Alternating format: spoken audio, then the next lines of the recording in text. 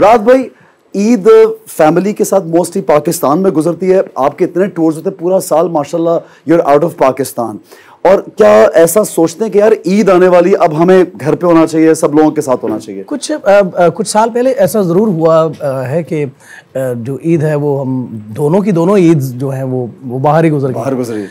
तो फिर उसके बाद थोड़ा हमने उसको प्लान आउट किया कि यार ये वाला जो है, यानी छोटी ईद, उसके बाद बड़ी ईद, उसके बाद फौरन मुहर्रम आ जाता है, सफ़र आ जाता है, तो इस वाले टाइम में हमें 2-4 महीने नहीं करना। अच्छा, जाहिर है मुहर्रम में तो बिल्कुल और फिर ईद का खास ये सफ़र एज वेल, सफ़र भी नहीं होता। ठीक है, बहुत ज़बरदस्त जी। शाहज़मान, ये बताइए कि आप कब से ट्रैवल करना शुरू किए अपने वालिद साहब के साथ?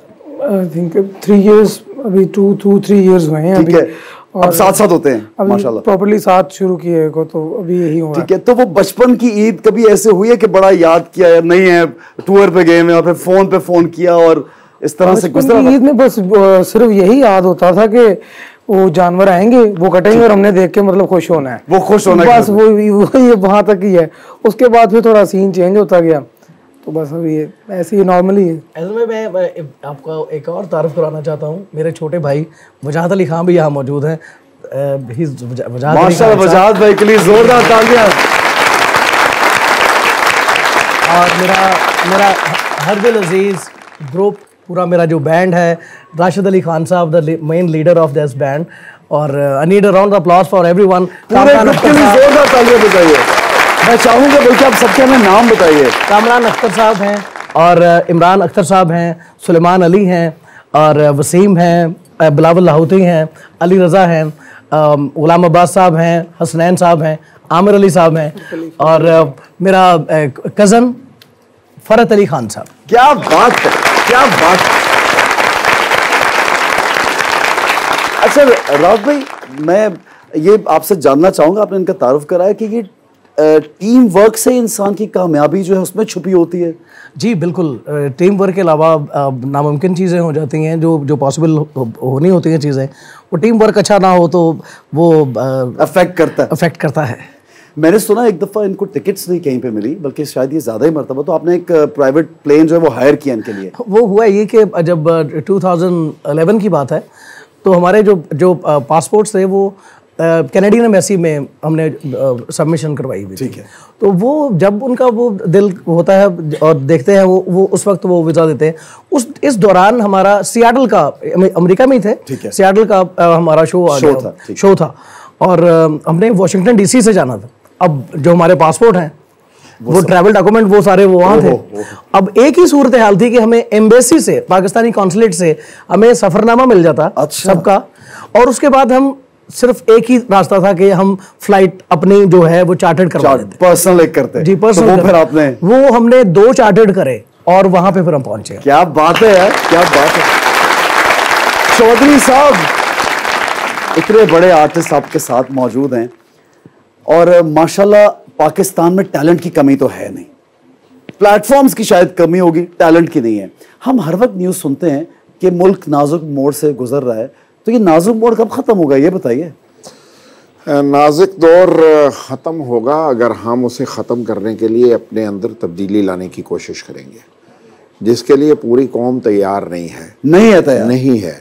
हम अपने मुल्क के लिए सोचने के लिए तैयार नहीं हैं, हम सेल्फलेस नहीं हैं। हम अपनी ज़ात के शहर से बाहर नहीं निकल रहे हैं।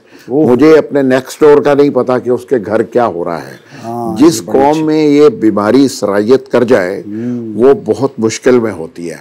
और आज का जो हमारा इशू है वो मेरा अपना है, बाकी लोगों का नहीं है, इसलिए कि हम सब इसी बीमारी में मुब्तला हैं कि मेरा क्या बनेगा, मैं जो सोच रहा हूँ अपने लिए ही सोच रहा हूँ। तो जब तक ये सोच तब्दील नहीं होगी, कौम की इज्तमाही सोच की तब्दीली की ज़रूरत है। और तब्दीली इसलिए करना कि हमें इक़्तिदार हासिल हो जाए, ये नाकामी की अलामत है। तब्दीली इसलिए करना कि कौम मुतहद हो जाए, कौम में तब्दीली आ जाए और कौम एक पॉजिटिव सिमत पे चल पड़े, ये कामयाबी होगी। और उसके लिए क्या बात है, यानी पावर के लिए नहीं, कौम को मुत्तहिद करने के लिए, कौम को मुत्तहिद करने के लिए। अगर आप सिर्फ पावर के लिए ये काम करेंगे तो हम 1947 के बाद 71 में आधा पाकिस्तान गवा दिया और 71 के बाद आज 2024 तक हम इस मुल्क की इकोनॉमी का बेड़ा गर्क करने में कोई कसर नहीं छोड़ चुके। यानी आज हम, यकीन मानिए, सिर्फ धक्का लग रहा है, हमें ये धक्का लग रहा है, और जिन लोगों को इस मुल्क के मफादात हासिल हैं उनके लिए सब अच्छा है।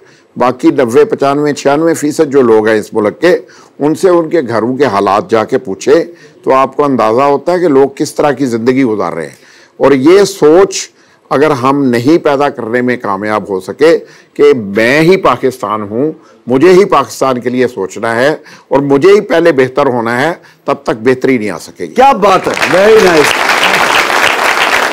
बहुत अच्छा पैगाम है ईद पे ज़बरदस्त तमाम पाकिस्तानियों के लिए। और राहत भाई हमारे साथ मौजूद हैं, और राहत भाई अपने म्यूज़िक के ज़रिए जो जितनी मोहब्बतें इन्होंने बांटी हैं, जितनी दिलों में जगह इन्होंने बनाई है, जितना पाकिस्तान का नाम दुनिया के कोने कोने तक इन्होंने पहुंचाया, शायद ही किसी ने पहुंचाया।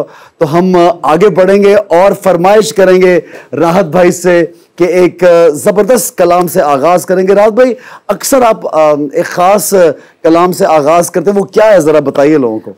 फर्स्ट ऑफ ऑल तो मैं चाहूँगा कि जहाँ जहाँ नाम पहुँचाया गया हुआ है जी, और मुझसे पहले मैं उस्ताद नुसरत फ़तेह अली खान साहब की बात करूँगा। क्या बात, क्या बात। और नो डाउट आप लोग यकीन करिए कि जिस जगह में हमारी बोली समझी नहीं जाती, जी हाँ जी, हमारी लैंग्वेज को नहीं जानते लोग, हमारे मुल्क के उस मैप तलक को नहीं जानते लोग, उनके घरों तक में पाकिस्तान का नाम पहुंचाने वाला वाहिद आर्टिस्ट है जिसका नाम नुसरत फ़तेह अली खान। क्या बात, क्या बात। जनाब welcome back, welcome back.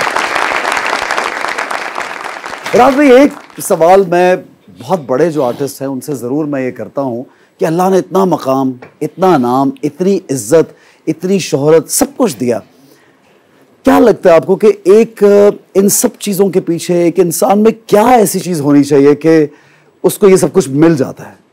First of all तो इंसान को इंसान की खिदमत करने का वो अहद होना चाहिए, तो वो सारी चीज़ें मिलनी शुरू हो जाती हैं। क्या बात है, इंसान की खिदमत, बहुत कुछ, इंसानियत खिदमत करना अल्लाह ताला से मांगे, वो इसलिए मांगे कि मैंने दूसरों को देना है। क्या बात है। एक चीज़ जो मैं आपसे मिलता हूँ या आबदा परवीन साहिबा से, या और हमारे पाकिस्तान में बहुत टैलेंट है, बड़े बड़े नाम हैं, मैंने उनको इतना, आप सब लोगों को इतना आजिज़ देखा, इतना एक्सट्रीमली आजिज़, इतना हम्बल कि आप चाहे हम लोग एक निजी महफिल में मुलाकात हो, टेलीविज़न के सेट पे मुलाकात हो, कहीं लाइक फ्लाइट में मुलाकात हो जाए, but you are so humble. तो दिस इज़, आप जब देखते ना कि यार ये कितना बड़ा इंसान, इतना हम्बल है, तो बड़ा दिल को जाके ये बात। चौधरी साहब, क्या कहेंगे आप इसके बारे में कि एक आर्टिस्ट का हम्बल होना कितना ज़रूरी है? जिस दरख्त को जितना फल लगता है ना जी, वो उतना झुक जाता है। क्या तो अगर वो नहीं झुकेगा तो वो टूट जाएगा। ये अल्लाह का अपना, क्या गहरी बात है। इसलिए मेरा ये ख्याल है कि अल्लाह जिसको बड़ा बनाता है उसके अंदर ये जज्बा भी पैदा करता है। और मैं दुनिया में जो लोग फन की दौलत से या माली दौलत से नवाजे जाते हैं, मेरी राय ये है कि अल्लाह उन्हें ह्यूमन बैंक्स में कन्वर्ट करता है।